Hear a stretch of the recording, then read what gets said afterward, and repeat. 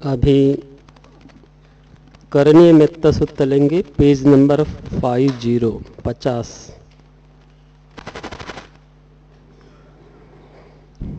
Page number 50।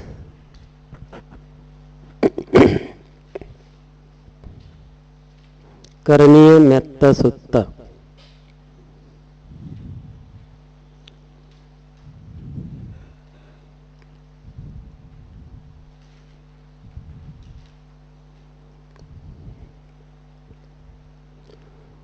तो ये श्रावस्ती की बात है।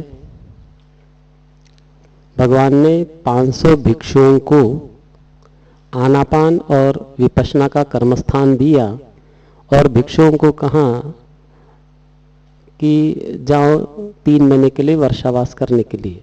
तो वे 500 के 500 भिक्षु अरण्य में चले गए।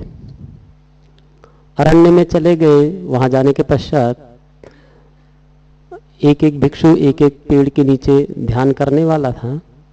तो वहां वृक्षवासी देवता जो थे उन्होंने सोचा कि ये भिक्षु लोग आए हैं, ये पेड़ के नीचे बैठ के ध्यान करेंगे और हम लोग पेड़ के ऊपर रहेंगे, ये अच्छी बात नहीं। क्योंकि देवता छोटा होता है, भिक्षु बड़ा होता है, तो वे नीचे रहेंगे, हम लोग ऊपर रहेंगे। तो वे बाल बच्चों सहित भूमि पर रहने के लिए आ गए। और वो देवताओं ने सोचा कि ये भिक्षुगण आए हैं, 1-2 दिन रहेंगे चले जाएंगे। तो लेकिन भिक्षु लोग तो 3 महीने के लिए आए थे। तो उसके कारण क्या हुआ, देवता लोगों को बड़ी कठिनाइयां महसूस होने लगी, क्योंकि उनको पेड़ों पर रहने की आदत थी, वो भूमि पर आ गए। तो उन्होंने क्या किया, ये भिक्षु लोग यहां से भाग जाए, ऐसे करके भयानक भयानक रूप दिखाई देने लगे, करने लगे। उससे भिक्षु लोग डर गए और वे वापस श्रावस्ती आ गए। भगवान ने पूछा, भिक्षु तुम लोग वापस क्यों आए? तो उन्होंने उत्तर दिया, बनते हम लोग वहां गए उस जंगल में, तो भयानक भयानक रूप दिखाई दिए और हम लोग सब डर गए, इसलिए हम वापस आ गए। भगवान ने अपनी दिव्य दृष्टि डाली सारे जम्बू द्वीप पर, यानी सारे भारत देश में, कि इन लोगों, ये लोग का कहाँ स्थान है उचित कि जहां आहरण हो सकते।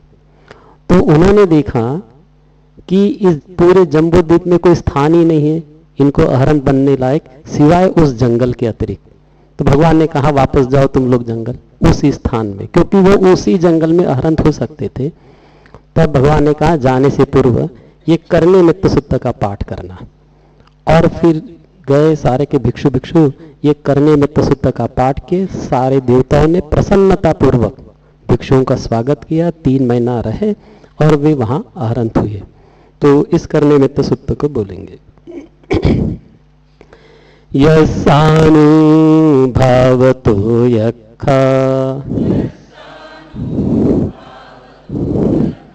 नैव दस्यन्ति भीषणं यं हि चैवानुयुज्यन्तो रतिन्दिव मतन्दितो सुखं सुपति सुतो च पापं किंचिन पश्यति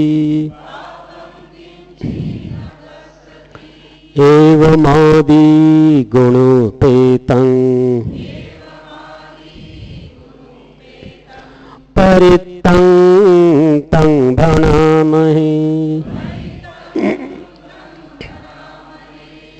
जिसके प्रभाव से यक्ष अपना भीषण भय रूप नहीं दिखा सकते, जिसके दिन रात के बिना थके अभ्यास करने से सोया हुआ सुख की नींद सोता है, तथा सोया हुआ व्यक्ति कोई पाप नहीं देखता, इत्यादि इस प्रकार के गुणों से युक्त उस परित्राण को कह रहे हैं।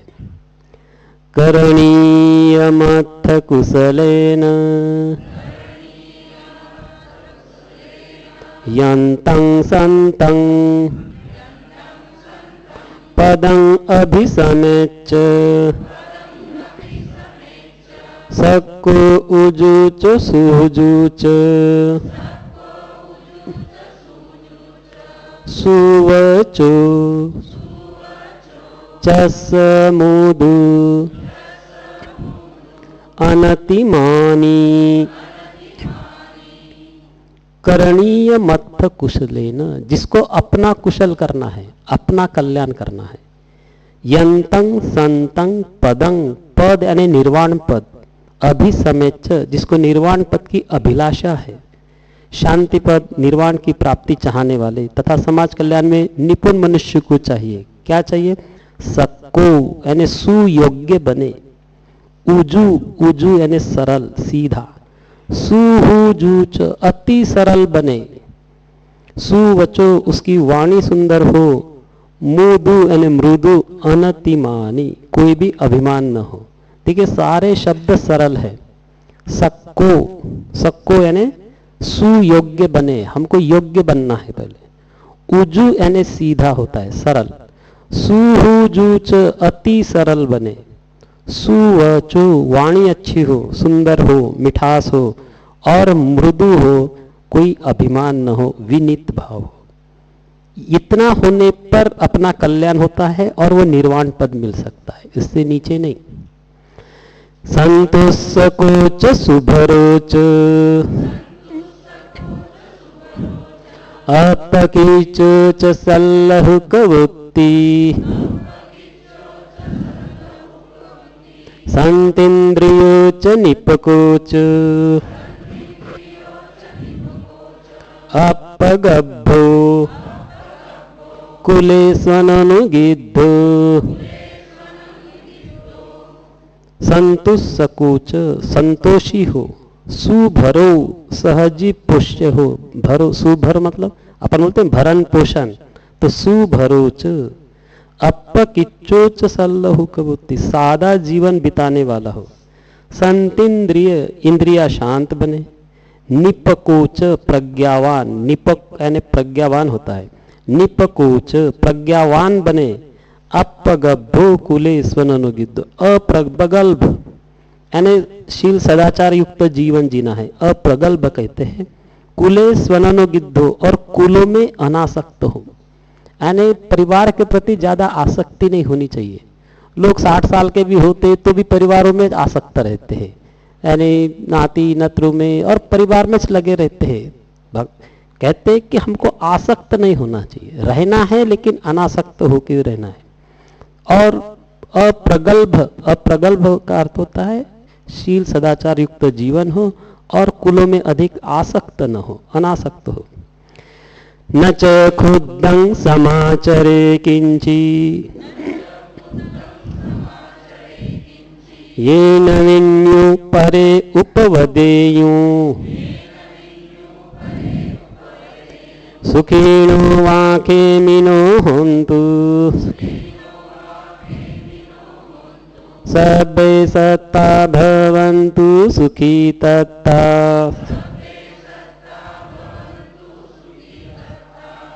ऐसे कोई छोटे से भी छोटा कार्य न करे जिसके लिए दूसरे विज्ञ, विज्ञ मतलब ज्ञानी लोग उसे दोष दे, और इस प्रकार की मैत्री भावना करे। सब प्राणी सुखी हो, क्षेमी हो और सुखी हो। अब ये इसका अर्थ है सब्बे सत्ता भवन्तु सुखी तत्ता, सारे सत्व, सत्व यानी प्राणी सुखी हो, ये इसका अर्थ है। अब जब धर्म नहीं रहता, मूर्ख लोगों के हाथ में जाता है, तो एक ने इसका अनुवाद किया, सब्बे सत्ता भवन्तु सुखी तत्ता, जब तुम्हारे हाथ में सत्ता आएगी तब सारे प्राणी सुखी हो जाएंगे। अर्थ का अनर्थ कर देते हैं, क्योंकि संसार में मूर्ख लोगों की कमी नहीं होती है, यानी कुछ भी करते रहते हैं।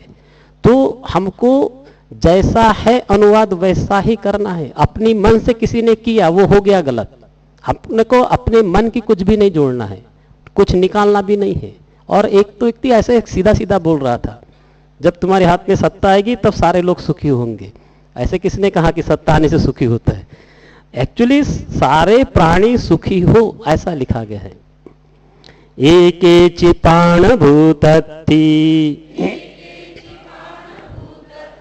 तसा वा थावरा वा वनवशेषा दीघा वा ए महंता वा मज्जिमा रस का अणुकथूला दिट्ठा वा एव अदिट्ठा ये च दूरे वसन्ति अविदूरे भूता वा संभवेसी वा सर्वे सत्ता भवन्तु सुखी तत्ता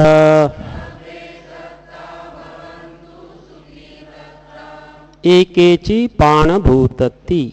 जो कोई प्राणी है कैसा, तसावा थावरावा वनवसीसा, स्थावर हो या जंगम, दीघावा ये महंतावा यानी महान दीर्घ प्राणी, महंता मध्यम देह वाले प्राणी, मज्जिमा रस का और छोटे देह वाले प्राणी, अणुकथूला सूक्ष्म देह वाले प्राणी, दिट्ठावा एव अदिट्ठा दृश्य हो चाहे अदृश्य हो, एच दूरे वसंती अविदूरे दूर रहने वाले हो या समीप रहने वाले हो, भूतावा संभवेसी वा उत्पन्न हो चुके हो या उत्पन्न होने वाले हो, जितने भी प्राणी हैं सभी सुखपूर्वक रहे, यानी सब आ गए इसमें, सारे के सारे प्राणी।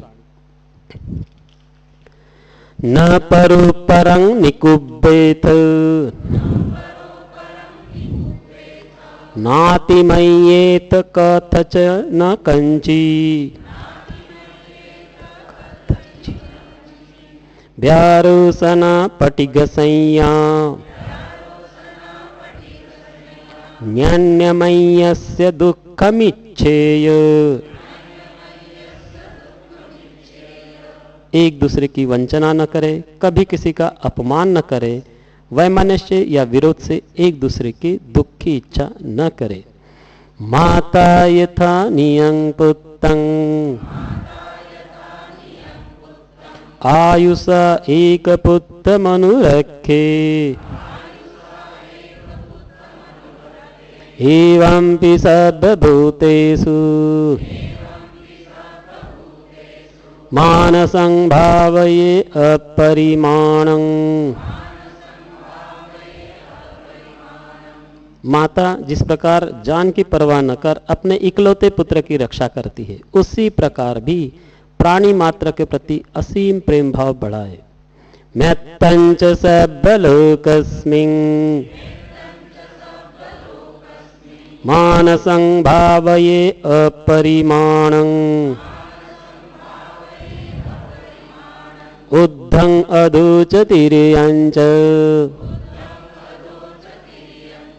असंबाधं अवेरमसपत्तं।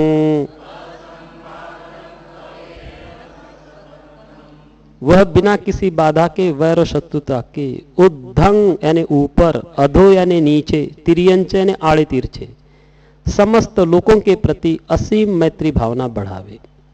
तिट्ठं चरं निसिन्नो वा सयानो वा यावतस्य विगदमेद्दो एतं सतिं अदिट्ठेय ब्रह्ममेत्तं विहारमिदमाहु।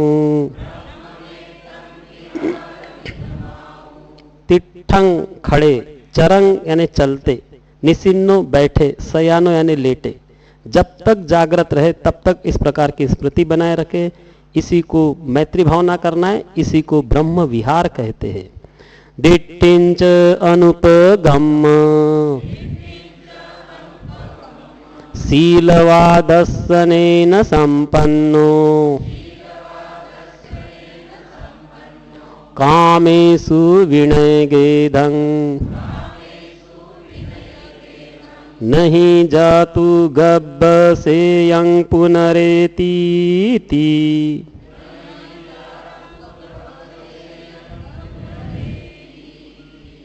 ऐसा मैत्री ब्रह्म विहार करने वाला साधक किसी मिथ्या दृष्टि में नहीं पड़ता, शीलवान हो, विशुद्ध दर्शन से युक्त, काम तृष्णा का नाश कर पुनर्जन्म से नितांत मुक्त हो जाता है।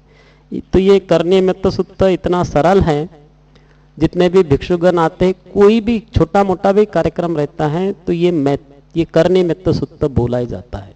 यानी किसी भी हम घर में भी इसका प्रयोग कर सकते। तो जो यक्ष लोग होते हैं या अन्य चंड स्वभाव वाले होते वो परेशान नहीं करते। तो ये करने में तो सुत्त बहुत ही अच्छा होता है। चलिए इनको देख लीजिए, महिलाओं की तरफ बारी। नहीं, आप एक सूत्र बोल लीजिए, एक आपके यश अनुभव तो एक, फिर इधर से ऐसा जाएगा।